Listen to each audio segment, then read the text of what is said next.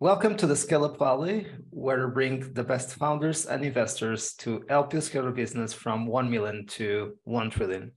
Today's guest is Salma, the CEO of Sifflet. Salma, welcome to the show. Hi, Mike. I'm happy to be here. It's my pleasure. And you have a great story. You've been working in Asia before coming back to Paris, where you are located at the moment. But you have an amazing story with Sifflet as well, where you just raised 12.8 million A round led by EQT, and also with investors like Man Group, Bessemer, and so on. So why don't you share a little bit more on your background and your story, and how did you went starting Sifflet? Yeah, sure. Thank you so much for the introduction. So I grew up in Paris. I have an engineering degree. I studied applied maths and statistics. And then I moved to Asia to start my career. I joined the US investment bank in equity sales and trading. So I immediately fell in love with the trading floor, and I decided that I wanted to spend my career in that type of environment. And so I started as an analyst in the equity sales and trading division. And then slowly I specialized in sales, and I was responsible for a team that was, responsible for a pocket of revenue for the company. And that's when we, as a company as a team, we were constantly looking for new ways to improve our productivity, to become smarter about the way we make decisions. The trading floor is a very intense environment and a very data intensive environment, and you're always looking for ways to improve decision making and make it more intelligent, because people are under a lot of stress and a lot of things are moving, especially in such an emergent market as Asia. And so that led to a couple of key initiatives that I led, and that were aimed at making the division more data-driven. And that's also how I really had a first row seat to everything that can go wrong as far as data quality goes. Because when you're relying on data that's being ingested and processed in real time to make real-time decisions, that are going to have an immediate impact on the P&L. Any data quality incident is very costly. And so with that in mind, I started looking for ways to improve the quality of our data assets. This was 2019. Nothing was really in the market or mature yet at that stage. We looked at building in-house. We looked at some other quick fixes, and I got even more passionate about the topic, and I really was bouncing ideas around my network, and that's when I reconnected with my now co-founders who were looking at something very similar coincidentally, and we decided to start Sifflet. Amazing.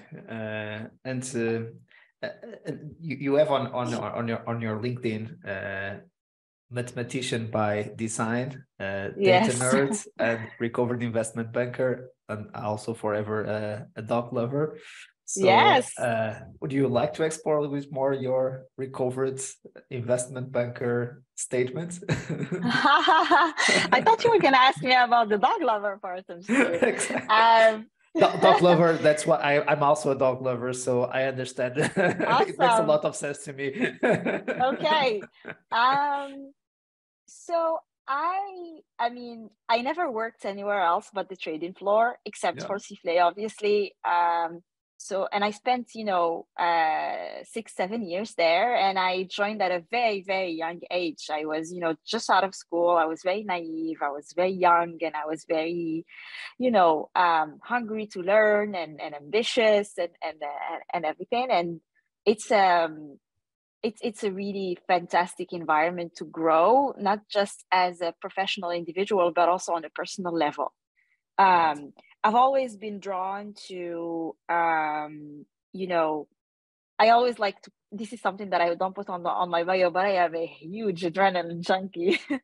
So being on the trading floor, Okay. being on the trading floor, it was like I was like a kid at a candy shop. Like it was just like all the excitement and all the shouting and all the Makes sense. decisions that need to be made on the fly.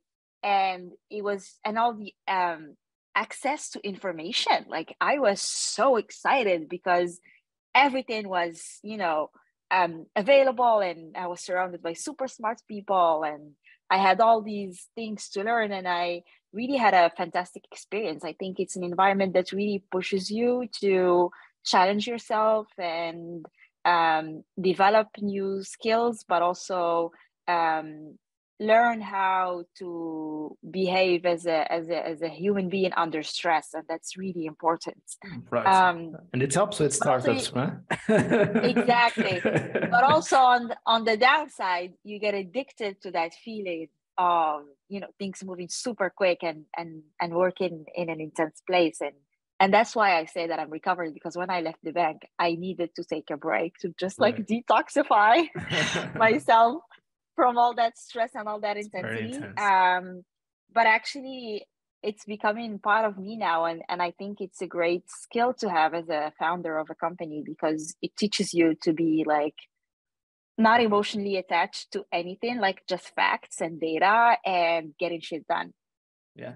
And something also super interesting is that you left Paris directly to Asia, right? And we Yes. know that Asia is being the center of growth in the world for the last decade, at least. And let's Yeah. say the forces in the world are moving from the US to Asia, and that's why we are also seeing this tension between the US and China in terms of the region, right? Yeah. I mean, I won't comment on any politics. Exactly. Me But neither. I just comment that, but yeah. a very superficial way. Let's go more. Yeah, But no, fine. But yeah, it was when I left, it was 2015, and it was so very exciting and booming, and I felt like, and this is also what triggered my entrepreneurial bug, is that I worked at a huge bank, a huge US bank and I was based in Hong Kong, but it felt like we were a startup, in the way we cool. were, taught to have ownership and build things from scratch, and to take not take anything for granted. And the market was moving so fast, so that was very, very exciting time for me to be in Asia, and I'm very happy I took that leap of faith. Yeah. So you have been there almost more than 5 years, right? 6 years, yeah. So and then January of 21, you, or maybe earlier, you were back to build Sifflet. Correct. Yeah. And you were talking about your co-founders. So what is the split of roles in your founding team? So of course you are the CEO, and then your co-founders. What are they responsible for? Yeah. I have two co-founders who are also great friends of mine. We've known each other for a decade. I actually went to school with one of them. And the third co-founder, or my two co-founders, are brothers. So that's how we know each other for a Cool. while. Yeah. When we were starting the company, people were like, this can go sideways, because two brothers and best friend, and the three of you are best friends, so this can Right. really go sideways. But actually, it really ended up being our superpower, because we have love and empathy for one another, and we also understand each other, and we know what makes the other person tick, and we know how to trust each other, and that's very important. So my co-founder, to answer your question, so Wissam, my co-founder, who was at Uber, and then before that at Amazon Analytics, and was involved in building a lot of data products there. He obviously is our or responsible for product. He's our CPO, because he's used to building products around data, and with data, he's used to managing teams around products management and stuff like that. So it was almost natural that he takes that role. He's also the most creative out of the three of us. So it also makes sense. Right. Our other co-founder, who's the CTO, is a Right. very passionate software engineer, 15 years experience building products and building software. He worked at a lot of large enterprises before he decided to consult for those large enterprises. And he's a brilliant software engineer, and he's very methodical and very practical, and that's what makes him a great CTO. So obviously he takes care of engineering. Yeah. But we also have an extended leadership team, especially now at our stage. You have to learn as a founder to you have to be very self-aware as a founding team and as a founder, and you have to realize what are your strengths and what are the things that you are terrible at. And while it might be exciting to go and learn new skills and try to do things differently and challenge yourself, sometimes it's not always the best idea, and it's better to watch somebody else do it and give your opinion as an executive rather than try to do the thing yourself. And so we try to apply that in the way we built Sifflet, and we hired amazing people around us to take the company to the next level and to bring on new ideas and new ways of doing things. And that's been extremely gratifying for us. Right. I just wanted to highlight that we are seeing more and more founding teams, right, with these three positions. Of course, the business background and the CEO, and then product and technology also in the mix, and seeing more three co-founders instead of the classical two, the business and the technical backgrounds. And I think that's becoming more and more important, right? Also, given the complexity of building a startup, I think and the skills needed, right? I think so. I think you definitely, especially in a software company, like you definitely need a dedicated CTO. And especially in our case, we're building a new category, it's a new product, you definitely need a dedicated CPO. And right. And then there is the business element and overseeing everything and whatnot.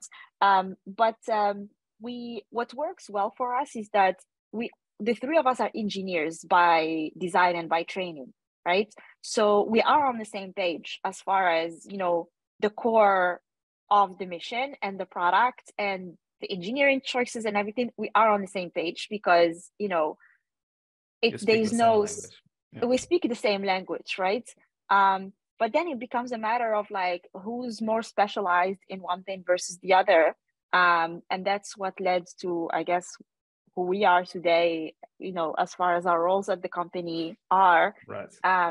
And there you have to be pragmatic and you have to be practical in making sure that you have the right person at the right seat. But the core foundation that we share is that the three of us are from engineering backgrounds, and the three of us are extremely ambitious and passionate people. And I think that's very important. Yeah. So the problem, what has been a problem that you have faced yourself on your... The three of us faced actually from three different perspectives, which is amazing. Yeah. Right. And of course, you were best friends, and that's why you started chatting with each other, and you found that you have a common problem to be solved, and it would make sense for you to come together and try to sort it out. Exactly. So when I reconnected with them, coincidentally, they were already thinking about something similar, and they were already thinking about how to bring it to the world. So it really was an amazing alignment of stars that led to the creation of Sifflet. And could you repeat again, Salma, a little bit more on the developed position of Sifflet? What is your ideal ICP, et cetera, et cetera? Yeah. So for everyone to know, which is amazing, you started in January of 21, and 2 years later, you have raised the Series A, as I said in the beginning. So just 2 years, which is amazing from pre-seed or from starting the company to Series A. That's quite quick to get there in 24 months, right? So we would say between 12 to 18 months in between rounds. So you got there in 24. If we would need to go from pre-seed to seed and from seed to Series A, we would need at least 36 months, right? So in 24 you got to Series A. But anyway, we were talking about much more now about Sifflet, the problem that you are solving, the ICP, your value position, etc. Getting to know more about Sifflet. Yeah. Yeah, of course. So the problem that Sifflet solves is what we call data entropy. And data entropy is the state of, is very similar to thermodynamics and the word that is commonly used in the English language, which is a state of chaos and disorder and uncertainty around something, and in this case, around data, right? So over the past decade or so, companies have gotten extremely good at collecting data, finding new and innovative ways to store it in the cloud, defining analytics use cases, hiring very smart people to make those analytics use cases a reality and make them closer to the business and have a business meaning to them.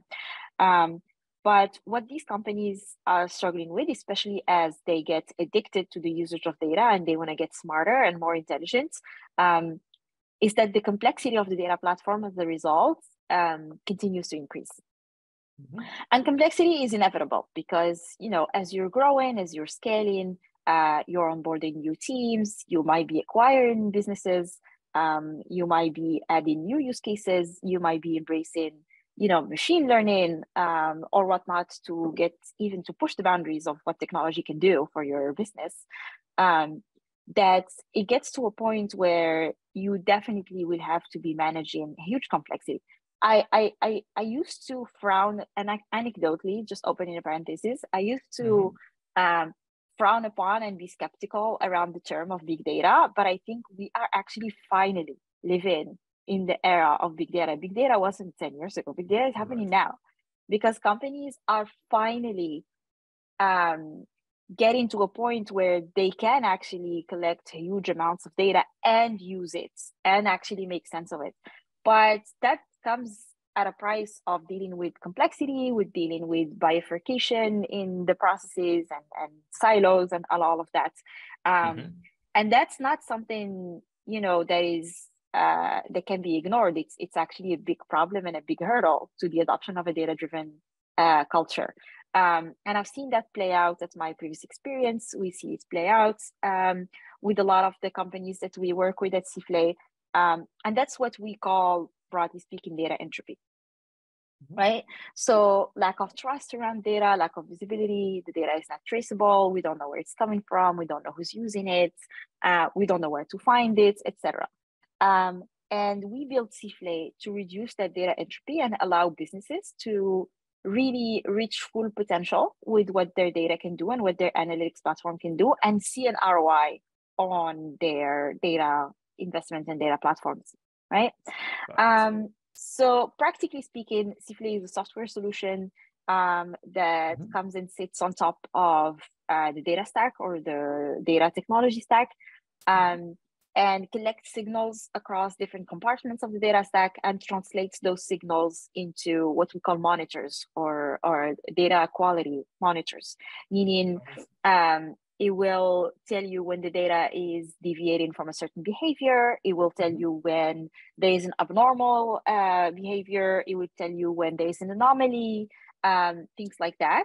And the monitors can be defined, you know, obviously either fully automatically, where you just trust the templates that are provided by Sifflet, and these templates are, you know, probably cover 80% of data quality use cases. And then there is that 20% that is very specific to each business and very specific to each use case, where we give the user the freedom to define their own use case. So that's broadly speaking, you know, what Sifflet's ethos is about. Now we want to make sure that people, you know, are incentivized to incorporate best practices around data quality and stuff like that. And the number one reason from what we see why data quality frameworks fail and have poor adoption is because there is no accountability, there is no, you know, there's a lack of actionable insights or anything like that you can, the decisive thing that you can make out of the anomalies or the alerts that you receive. So because Sifflet has that top of stack, universal, comprehensive layer, we are also able to compute what you call data lineage, which is a representation of the dependencies between the different data assets. And that's actually a very powerful information, because when Sifflet detects an anomaly, both data engineers and data consumers are able to trace back where the problem is coming from and how it's likely to impact the business. So they can actually take action. And that's a key piece that was missing to the puzzle in a lot of traditional data quality management frameworks so far. And that's something that we are bringing to data practitioners today. But it's kind of your secret sauce or your differentiation, your IP. And in terms of the ideal customer profile, Salma, Yeah, so we target any company that is growing at a certain scale and has a certain level of complexity in their data stack and their data platform.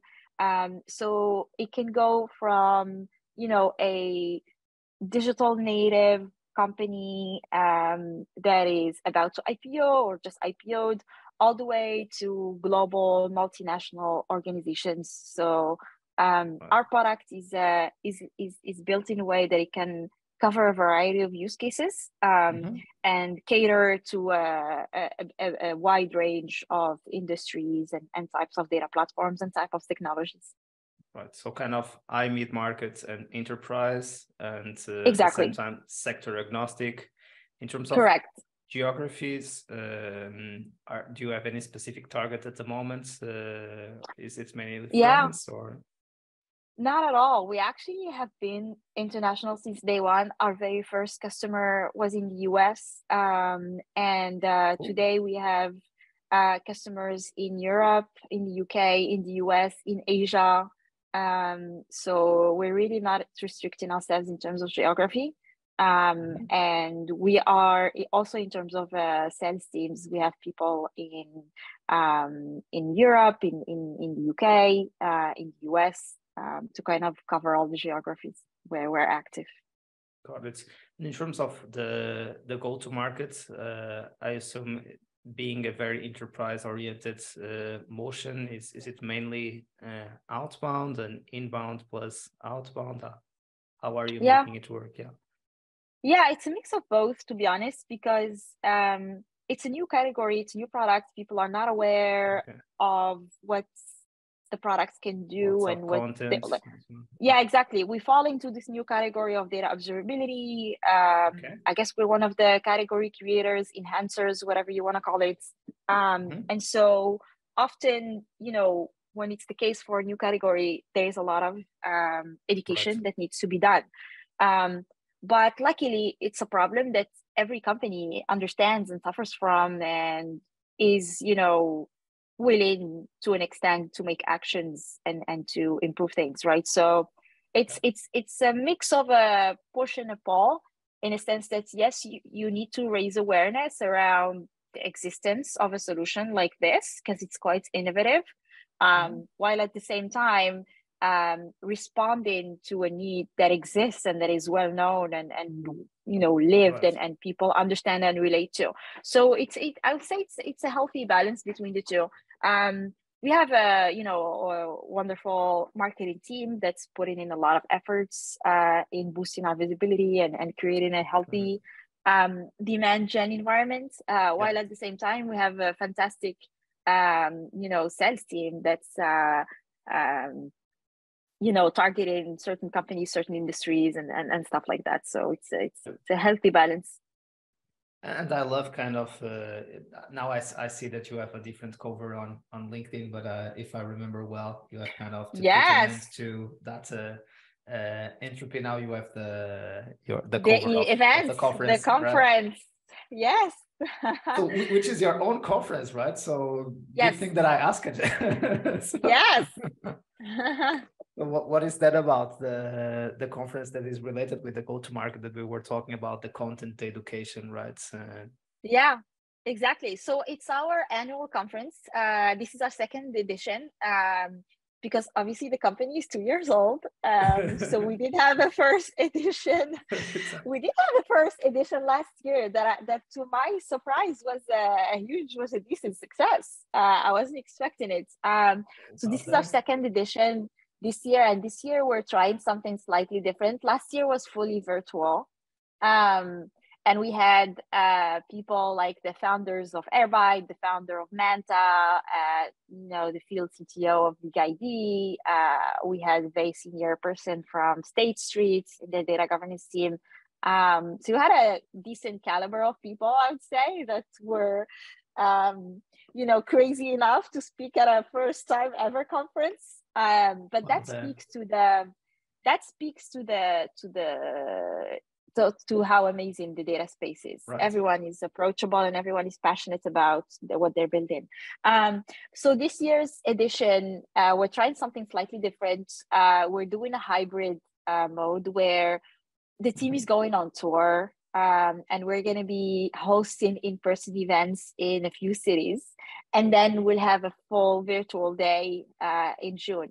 So the London event is happening on 27th of April, 20th of April, I think, if I'm not mistaken. Yes, I can tell you, London is April 20th. April 20th. Paris is April 27th. Thank you. Yes, and the virtual, June 8th. Yeah. The virtual is June 8th, and then there will be an event in New York and another one in San Francisco that are going to be announced soon. So that's still New York. That's the Entropy conference.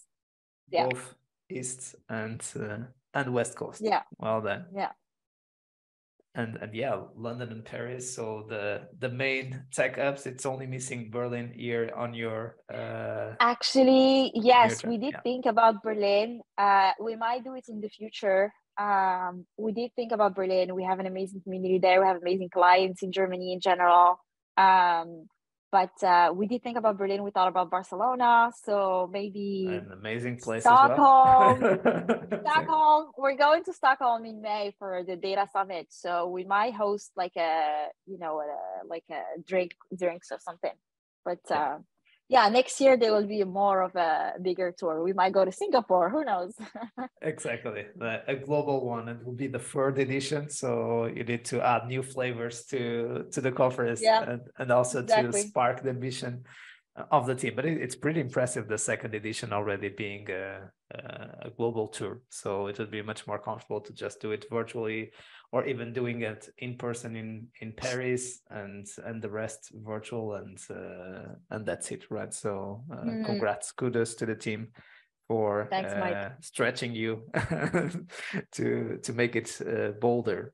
So and we were talking about go-to-market, the importance of this is a new category and all the effort that brings with it, and the pros and the cons, right? So it's a new category. You can be one of the leaders of the category. This is also a growing total addressable market in the upcoming decades. You were also talking about something really important earlier on, which is the timing. So we all hear about these buzzwords like big data and so on, but then when it really comes mainstream or early mainstream, it takes a decade or 2 decades when we really start seeing the benefits of those buzzwords, and that's what is happening in a certain way in data, right? So that's definitely now that we are seeing the value of the new technologies to solve those problems that we were seeing some years ahead, but we were not being able to work on solving those problems. Cool. And in terms still with go-to-market, I assume being an enterprise motion, partners will be an important channel as well, but it might be too early still, as it's a new category. It's not a very matured, let's say, category that you could start already working with partners and training partners and ensuring that that you educate them again, so you are able to grow much quicker by having them implementing and getting access to the clients with their brands as well. Yeah, we do work with a few partners, and the partners are extremely important to a business like ours, because we are still a small company, and we want to leverage as much external resources as we can. So no, we definitely work with partners, and it's definitely something that we want to do more of as we scale our go-to-market, broadly speaking. Got it. Cool, but you still see that this is a new channel that is building, like it happens, right? So we will start seeing more traction coming from that motion, let's say, Yes. more maybe at Series B or a little bit later on your Series A path, Yeah. right? Mm-hmm. And tell us more about also the story of the evolution of the company and the fundraising milestones, and what has been your experience and the lessons learned during the fundraising. So if you can get back to what has been your initial round, when has it been, and so on. Yeah. So maybe before I speak about the seed round, maybe worth just mentioning a couple of things about really the first days of the company. So technically speaking, we did start, as in like quit our jobs and decided to start this full time around January 2021. Mm-hmm. But we actually started looking into it seriously around March 2021. And that's when, the three of us kind of like got an office and things were starting to look serious. And we started initially, we were looking for a few design partners to test out this theory that we had and what we wanted the product to look like, and kind of validate it before going full force on something. Mm-hmm. Which was extremely well received and encouraged us. And, we realized that there was something that could be built, and we wanted to take advantage of the market timing. And so we decided to raise a seed round to hire an engineering team. Mm-hmm.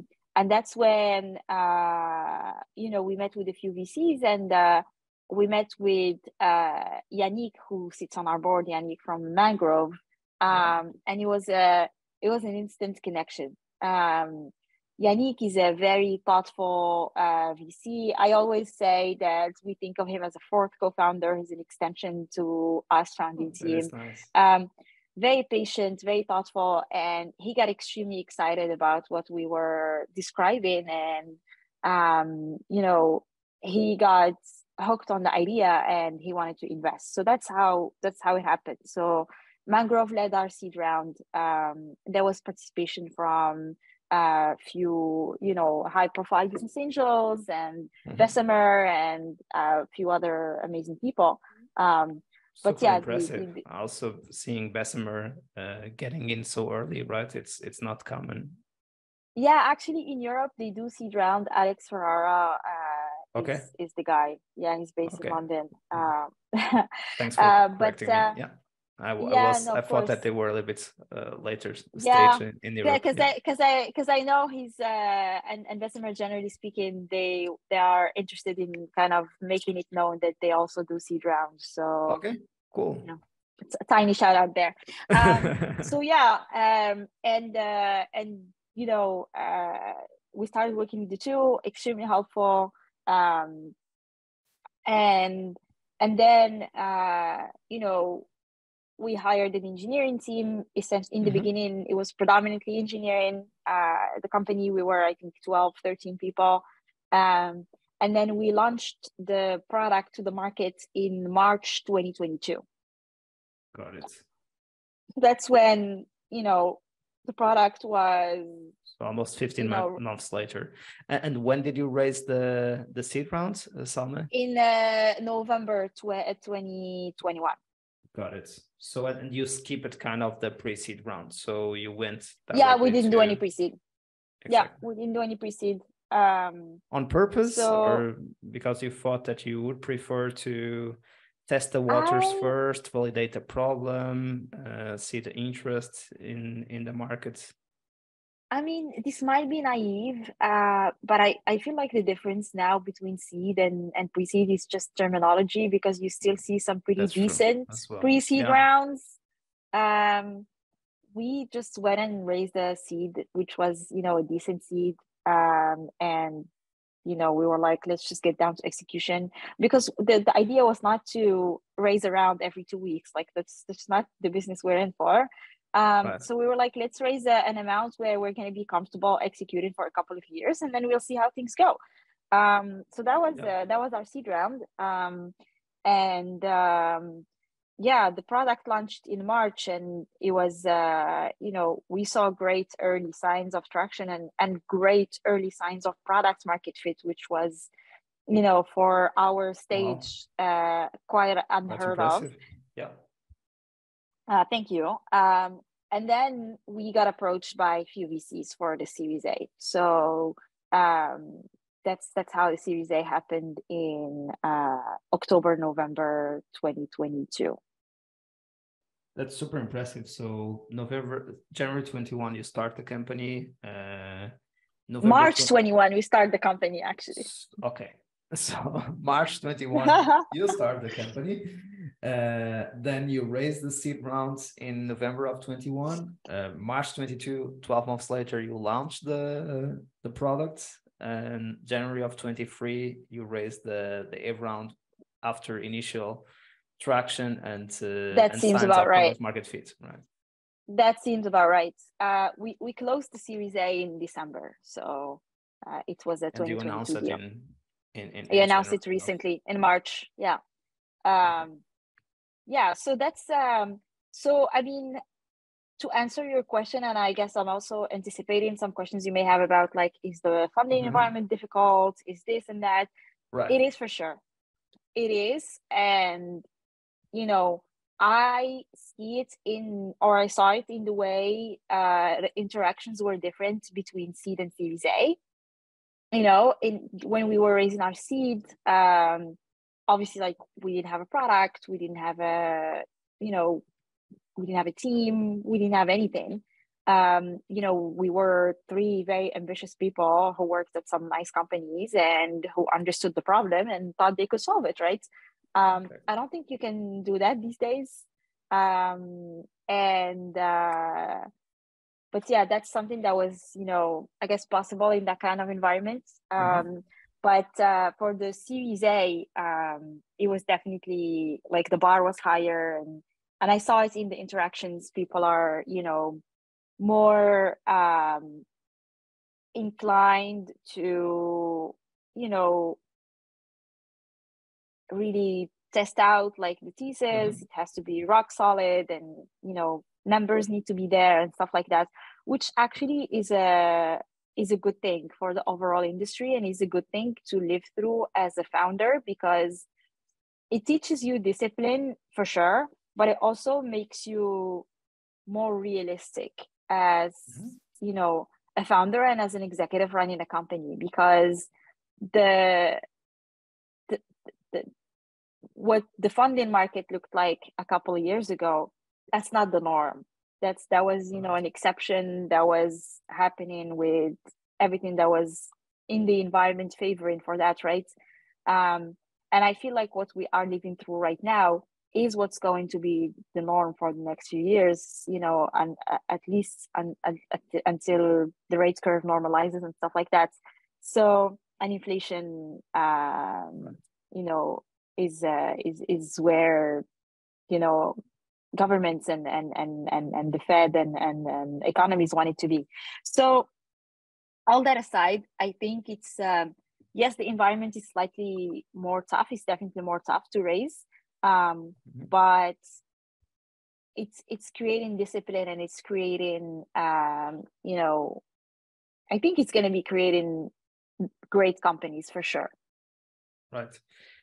The good news is, being your client's enterprise, you were able to already have a substantive level of revenue early on, when you started to convince the first customers to join, right? Exactly. So that definitely helps. And also, like, being, like, in what the thing that worked super well for us was, we had and we still do, a laser sharp product vision Okay. that It helps a lot. we don't waste any time. We execute like crazy and we go straight to the point, and there's no pivots, there's no technical debt, there's no nothing, right? Which means that, you know, in a way, because we come from the industry, we kind of have a certain level of understanding and empathy towards the persona that we are selling to, which is Right. very important. So you can almost like get in their head and anticipate the problems that they're going to have tomorrow. Because solving today's problem, anybody can do that, right? Solving tomorrow's problem, that's the tricky part. That's how great companies are built. So, and you get there by having a certain level of empathy towards the person you are selling to, and not seeing them just as a like another person in a transaction, but almost being in their head and imagining their day to day and being so, you know, obsessed with them in obviously a healthy way, that you are able to think like them and anticipate the problems that they're going to have. And I think that's the key. And I think that's something that we are very lucky to have at Sifflet, because that's what allowed us to do so much in such a short amount of time. Right. And that's also the thing that made us very attractive as a company to invest in for investors, and make us, you know, a great partner to our customers and stuff like that. Got it. And in terms of the size of the team, where is the team located? Where are you guys now? Yeah. So we're I think we're going to be 40-ish soon. The objective is to be 60 by end. Just to clarify, we are recording this on April 11th, so this should be today in May. So just people are aware. Okay. Yes. So in April, today in April, we're 40-ish. We're going to be 60 by end of this year. We are, I'd say the bulk of the team is still in Paris. Engineering and products are in Paris. Sales team is distributed. Marketing is distributed. That's the philosophy. And we have 2-3 people in the UK, 2-3 people in the US as of now.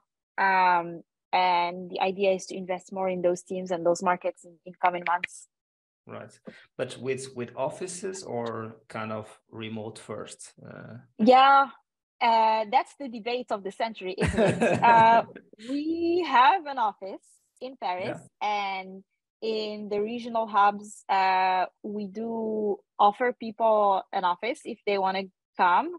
But we leave it to the discretion of employees and team managers to decide what works best for them, right? Like, we have teams that are fully remote, and we have teams that come to the office and meet every day and have lunch and coffee together, right? So it's really, I don't think you can enforce anything like that. Like, the only thing you can enforce as an executive or a company founder is performance and execution. And that's something, in my opinion, that should be completely,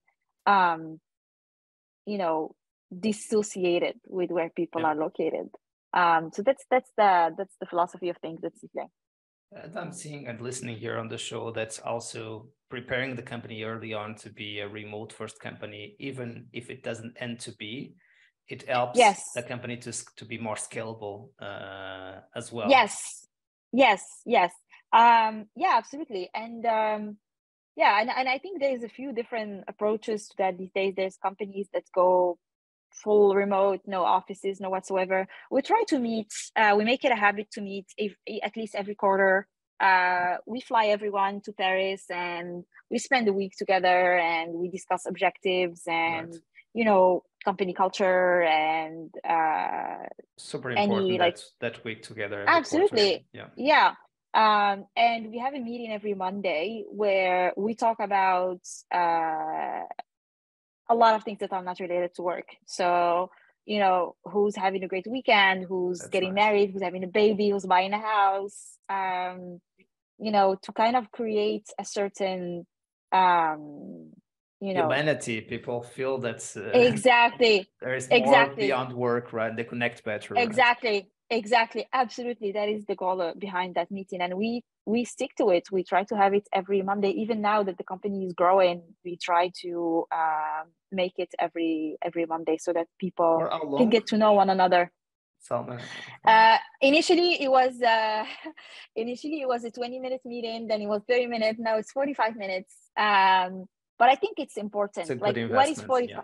what is 45 minutes in the span of the week if it's gonna make people work better Yeah, together and improve efficiency and get to know each other on a human level, right? absolutely. So it's definitely something that I'm very adamant on keeping for the next few months.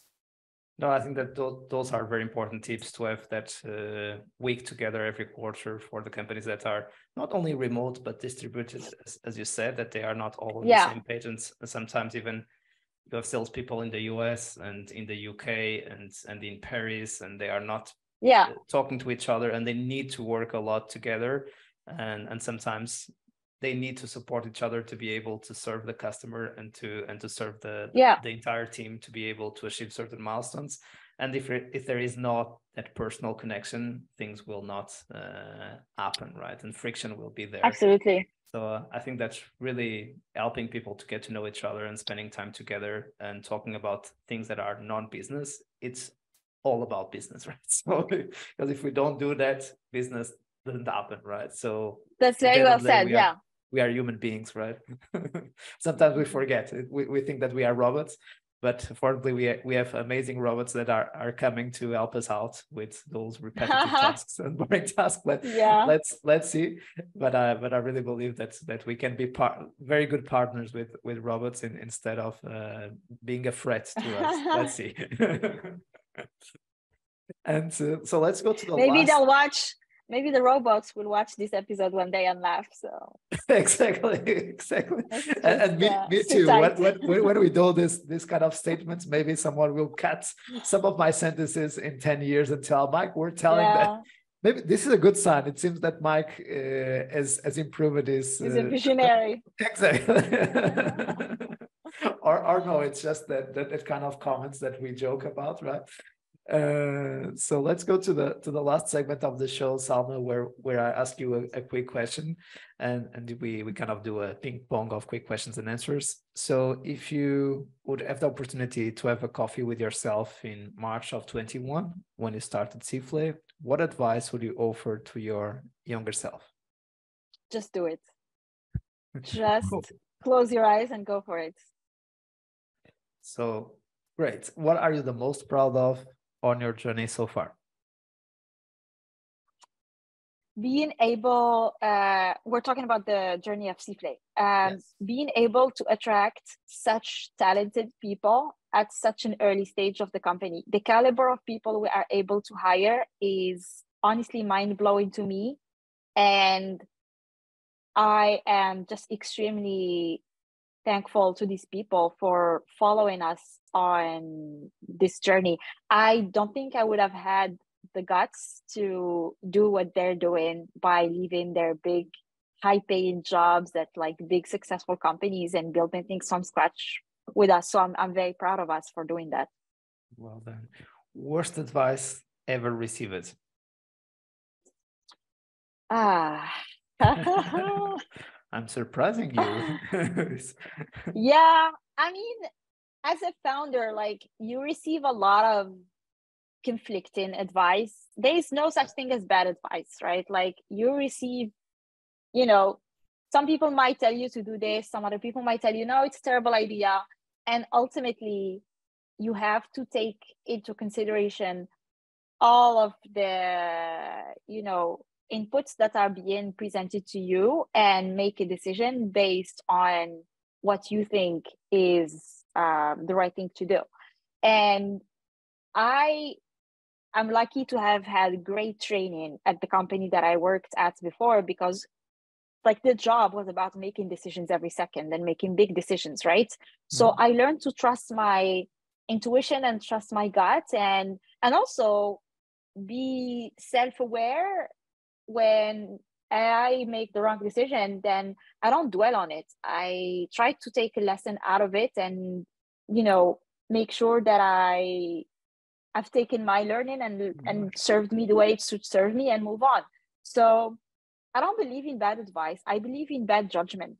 So it's on you. Like, you get advice and you do with it whatever you want.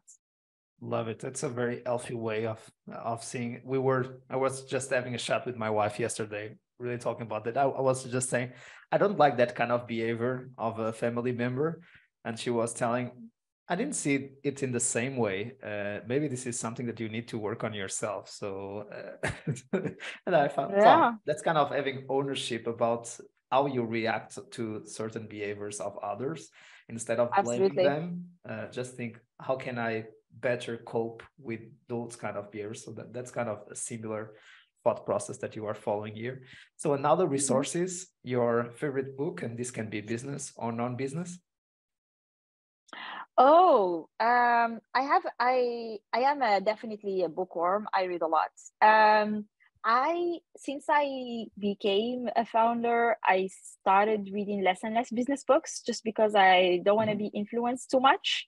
So I started reading a lot of fiction, and even in fiction, you can find some decent, business learnings and ways to do things.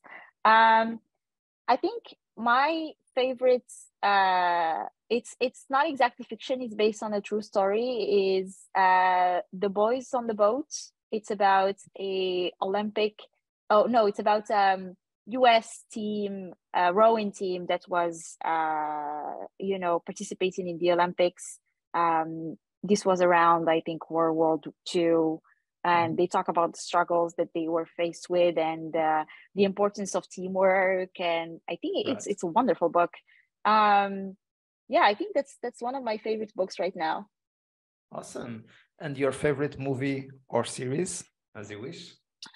Oh, I don't watch a lot of series or movies, unfortunately. You prefer books? Yeah, I prefer books.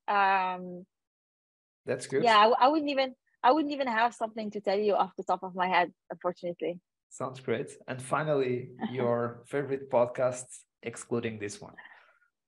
I have a few. So obviously industry related. I love the Data Engineering podcast by Tobias Macy. I was lucky enough to be featured on an episode. I love Tobias, and I think it's a great knowledge sharing platform in general. So really appreciate him for that. I like the Grit podcast. It's by an operating partner at Kleiner Perkins. He interviews, world leaders of world leading organizations, like just all around some amazing people. And it's a very, very inspirational. I always listen to the Grit podcast when I'm having second thoughts about, being a founder and struggling. And I think it's great.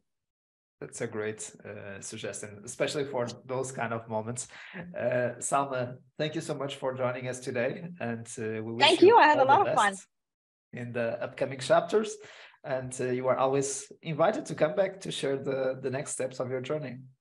I'd love to. Yeah. Thank you, Mike.